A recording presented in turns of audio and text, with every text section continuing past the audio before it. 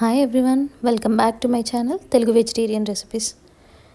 ఈ వీడియోలో మనం కంద పోహ ఎలా చేయాలో చూద్దాం. ఇది ఒక మహారాష్ట్రియన్ డిష్. ఇది మహారాష్ట్రియన్ ఆథెంటిక్ స్టైల్ ఆఫ్ కంద పోహ.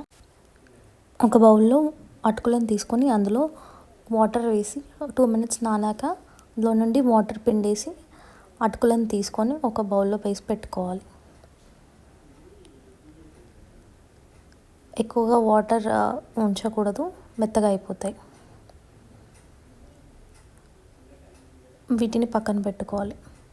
మరో బాండి తీసుకొని అందులో కొద్దిగా ఆయిల్ వేసి గుప్పెడు పల్లీలు వేసి బాగా ఫ్రై చేసుకోవాలి. పల్లీలు బాగా ఫ్రై అయ్యే వరకు సిమ్లో పెట్టి 2 minutes వరకు బాగా ఫ్రై చేసుకోవాలి. 2 minutes తర్వాత పల్లీలు బాగా ఫ్రై అయిపోతాయి.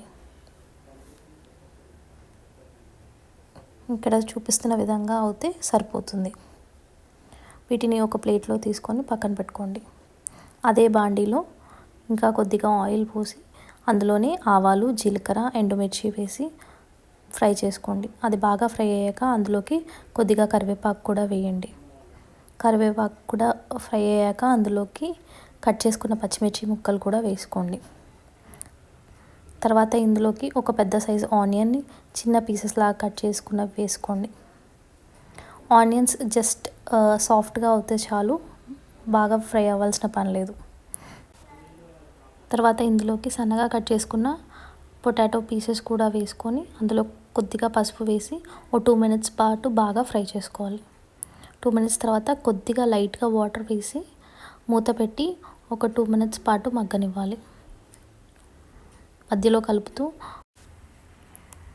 పొటాటో సాఫ్ట్ అయ్యే వరకు బాగా మగ్గించుకోండి. తర్వాత ముందుగా తడిపి పెట్టుకున్న అటుకులను కూడా ఇందులో వేసుకోండి.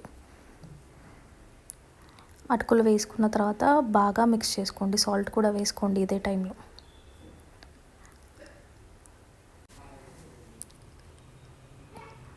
కలపడానికి ఇబ్బందిగా ఉంటే ఒకసారి స్టవ్ ఆఫ్ చేసి బాగా మిక్స్ చేసుకున్న తర్వాత మళ్ళీ స్టవ్ ఆన్ చేసి సిమ్లో పెట్టుకొని మూత పెట్టి 3 నుంచి 4 నిమిషాల వరకు బాగా వేగనివ్వండి.